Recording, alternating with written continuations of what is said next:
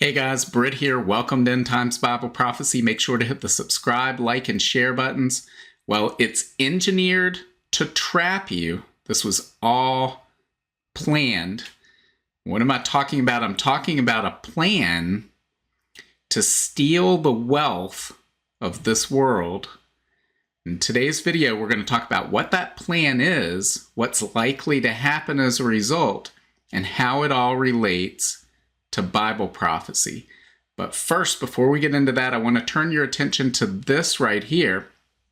So this is Pete Garcia's YouTube channel, Rev 310. That stands for Revelation chapter 3, verse 10.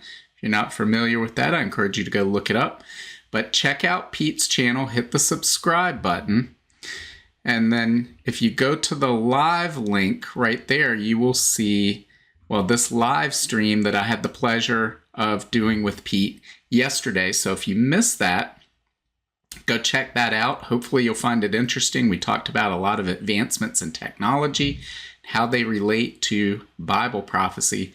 So go check out that live stream on Pete's channel. Make sure to hit the subscribe button, hit the like, share button as well on that video. And hopefully that video will bring a blessing to your day. So what are we talking about? This trap, this plan to steal the world's wealth. Well, it's this right here. Some of you may be familiar with this. It's called The Great Taking. And this is a free book. If you go to the website, The Great Taking, just look this up, you'll find it. I'll put the link I'll pin it at the top of the comments so that you can go check this out. You can download it yourself and read it. I believe there is a video on this coming soon. So this is a book written by what I would say is a financial expert, an insider who has spent decades working within the global financial system, who understands the global financial system and investing in that global financial system in particular. And what he's found is that over time, particularly since the financial crisis in 08-09, a lot of the laws have been changed state by state, nation by nation, globally, to where you may not own what you think you own.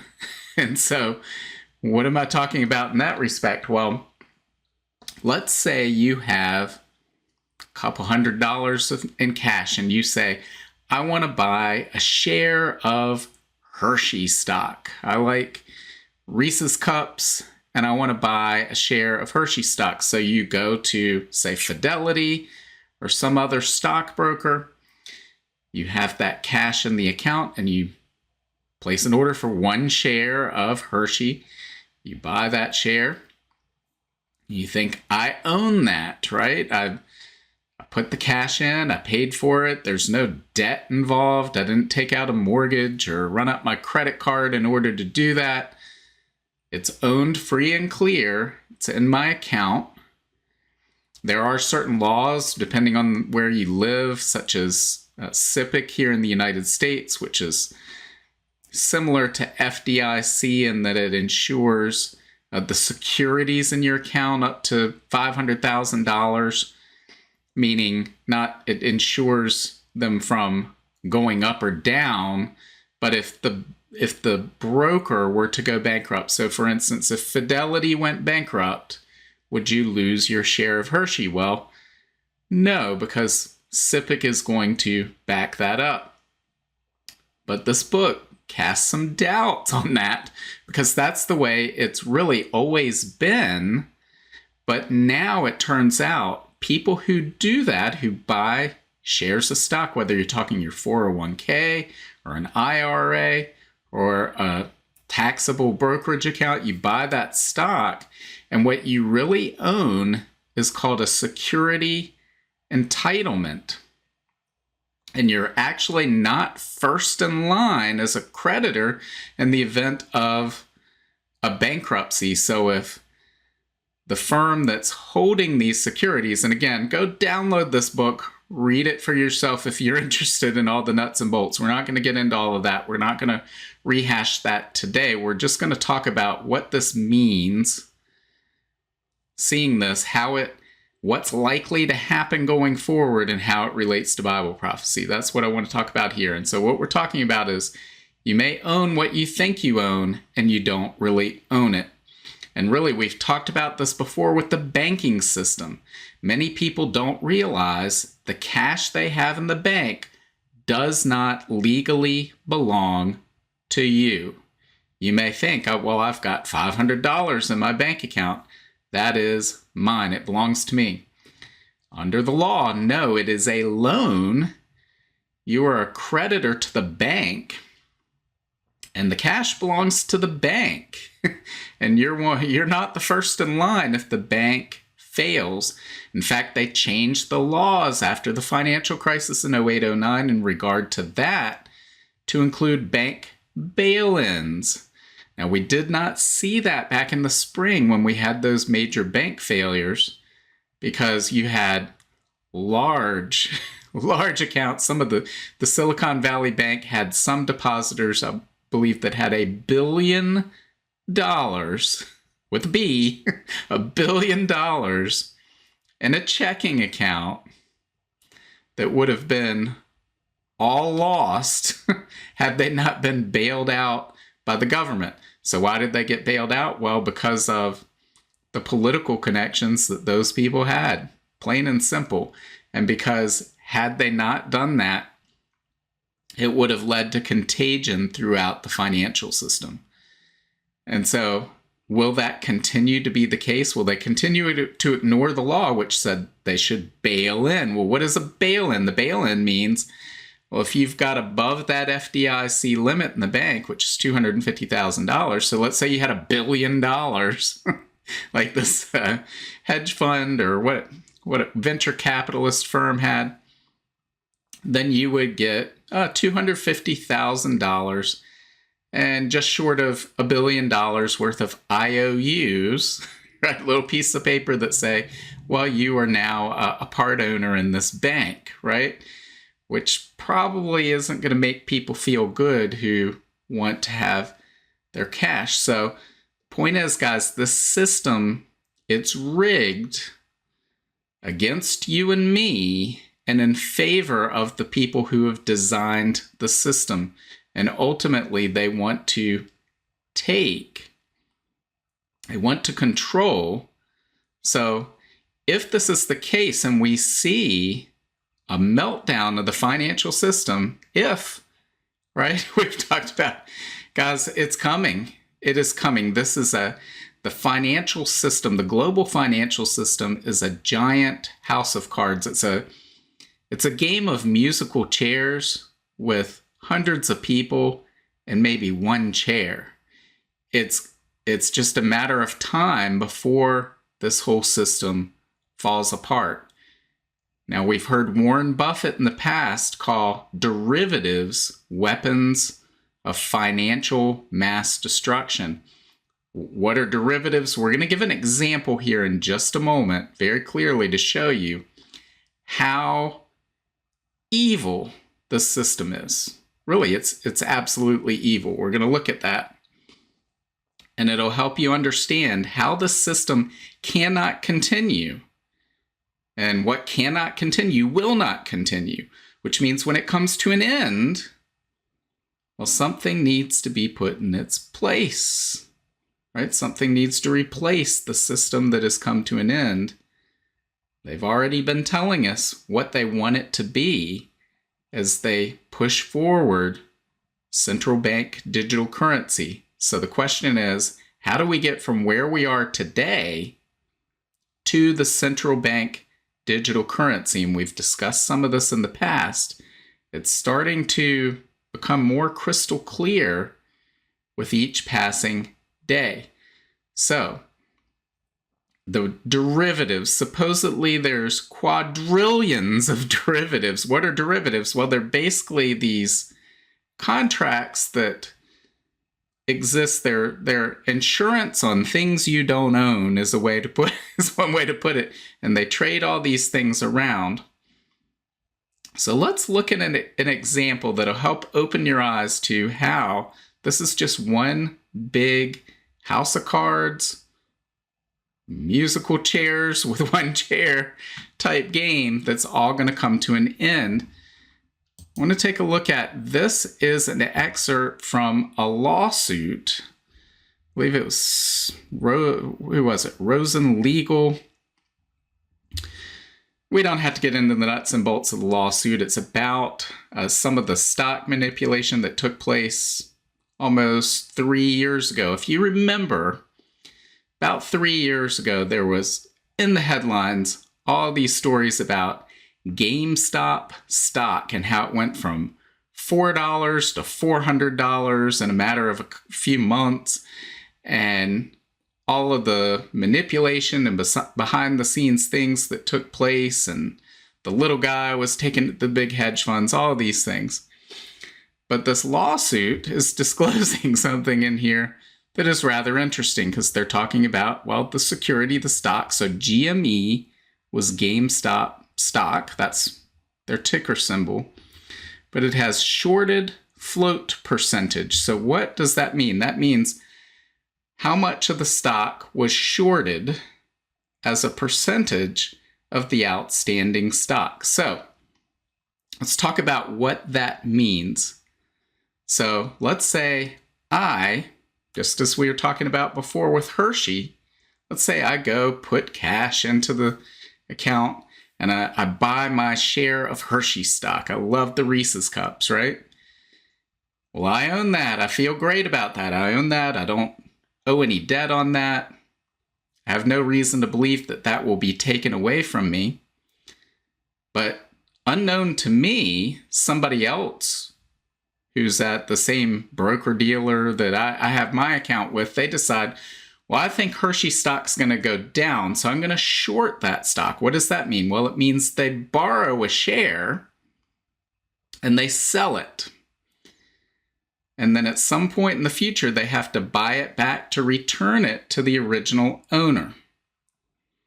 So until that happens, what if the stock goes up? Well, then they could lose almost unlimited funds. But if it goes down, their hope is it'll go down. They buy it back at less than what they sold it for, and then they pocket the difference. So that's what people are trying to do when they do that. But start to think about what all that means, guys. So let's say I have my share of Hershey stock. I own it. But unbeknownst to me, somebody borrowed it from me, which really they didn't, because I didn't receive anything. They borrowed it from the dealer who lent it out from under me. Then they sold it. Well, there had to be somebody who bought it. And that person, they think they own it too, right? So now we have one share of stock, two people that own it. Now there's one person who's promised to buy it back, right? Which would go back to being one share if they did that in theory. But what happens if the person who borrowed it goes bankrupt? What if the whole system goes bankrupt and that share can't be bought back? Who owns the share? Right? So you have, I bought that share of Hershey stock. Well, the person who bought it from the person who shorted it, they paid cash as well. We both think we own it. Turns out neither one of us do. And if the system falls apart,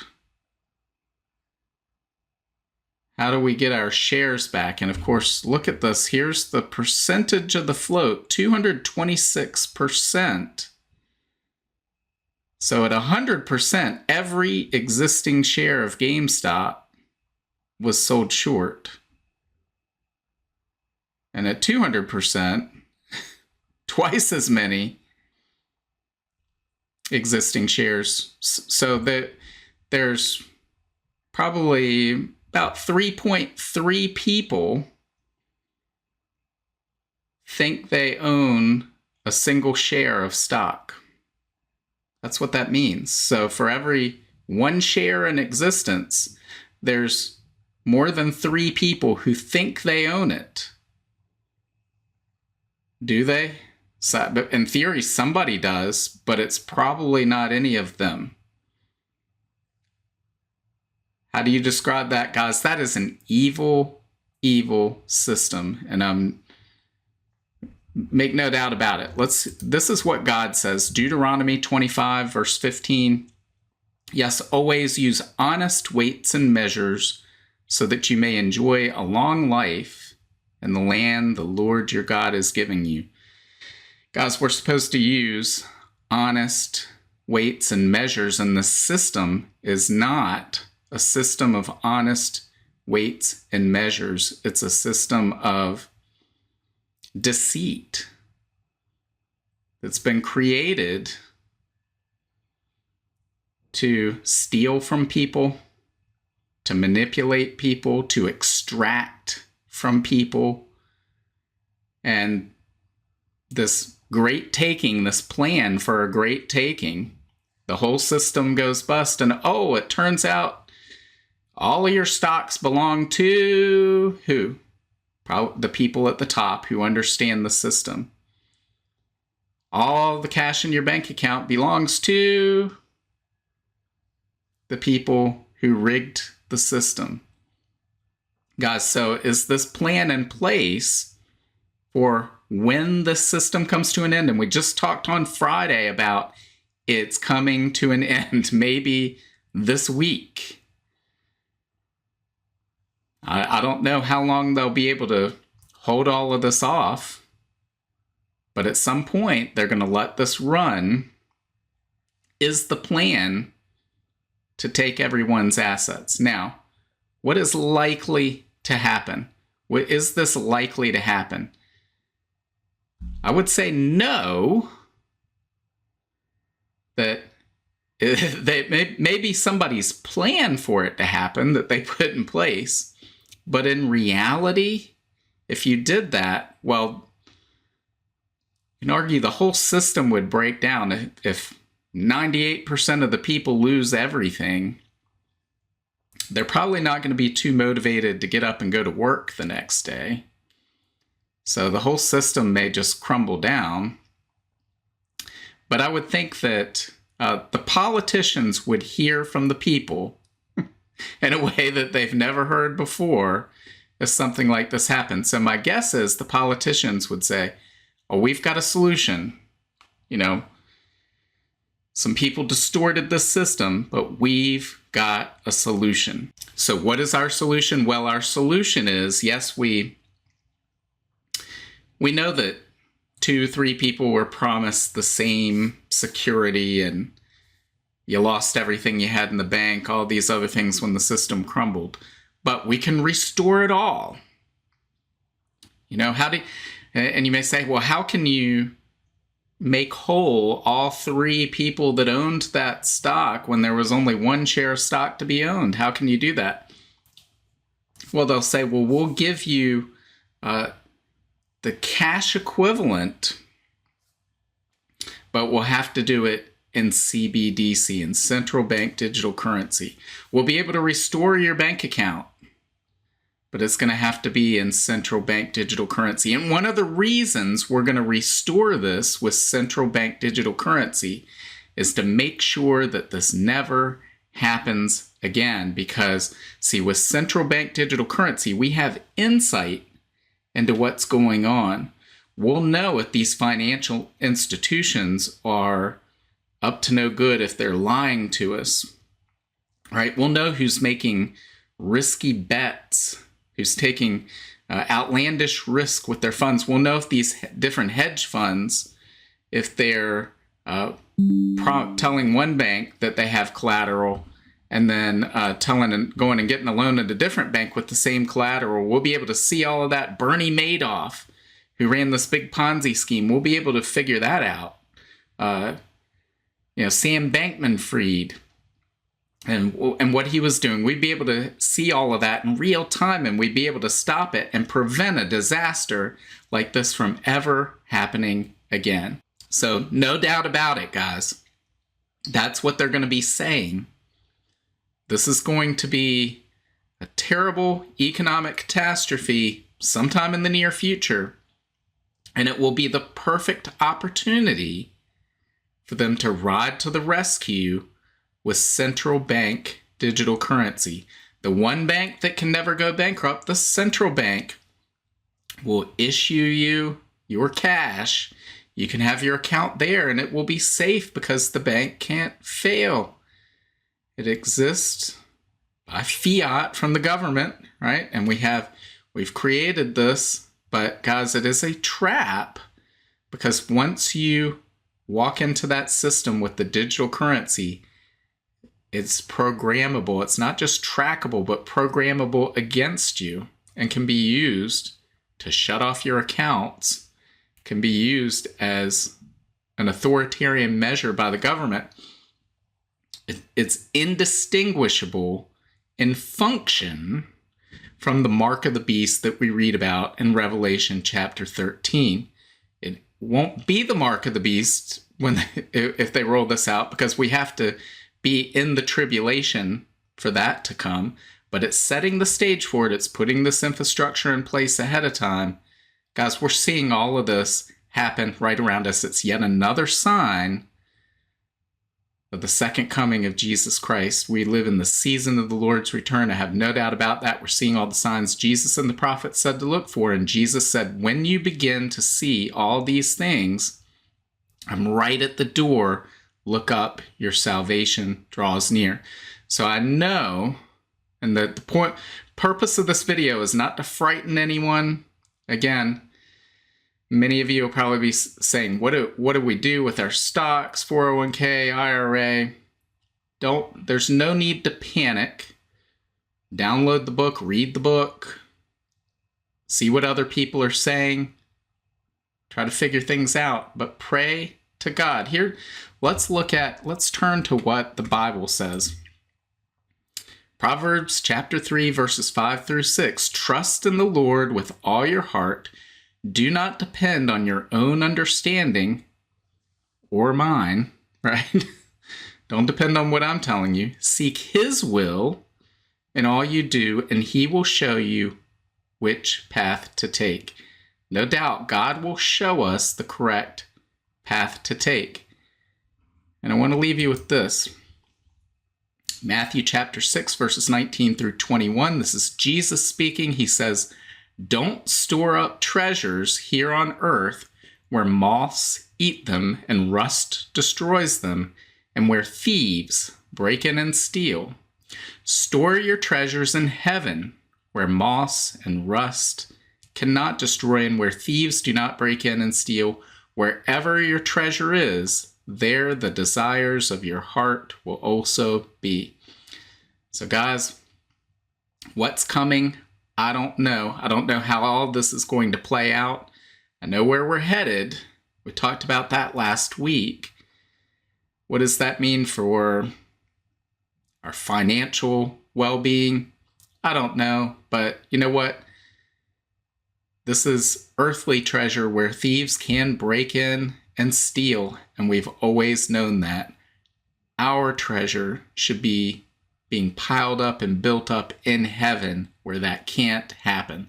That's how you safeguard yourself against this, guys. It's by keeping your eyes fixed on Jesus and the desires of your heart focused on heaven rather than the things of this world. Because, guys, we know at some point we're going to see this mark of the beast system come into place.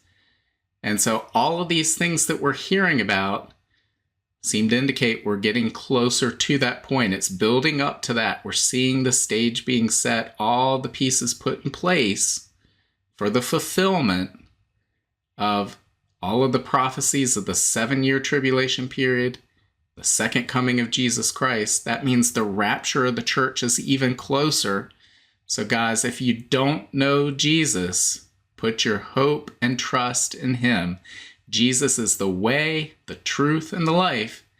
No one comes to the Father except by Him. There is only one name by which we are saved, and that is the name of Jesus Christ. His blood spilled on the cross is forgiveness for our sins so that we could be reconciled with God, be with him forever. Guys, Jesus is alive.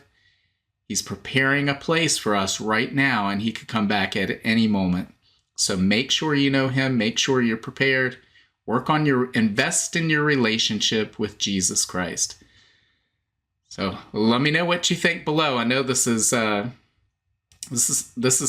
tough one to hear about just how evil all of this system is. But guys, we can take heart knowing that Jesus has overcome all of this. And when he comes back, there will be justice on earth. So let me know what you think. Leave your comments below. Make sure to hit the like, share, and subscribe buttons. And God willing, I will see you on Friday.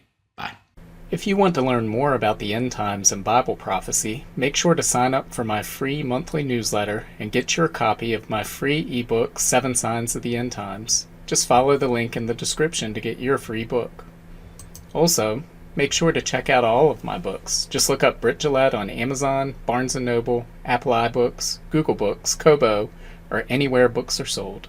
Thanks for watching today, and until next time, keep your eyes fixed on Jesus, the author and perfecter of our faith.